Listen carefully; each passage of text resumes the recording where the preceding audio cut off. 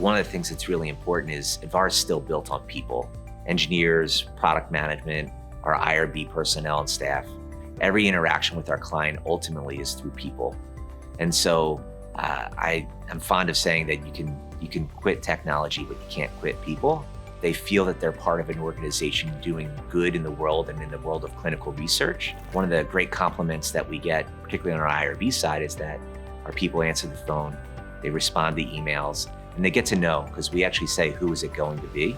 And so they know exactly, I called this person with this question, and that person, in fact, will be who responds to me with a really deep and thought out answer, understanding the needs of the individual on the other side. So it's just one of the best things. The tech enables us to be better, but our people are what make us really special.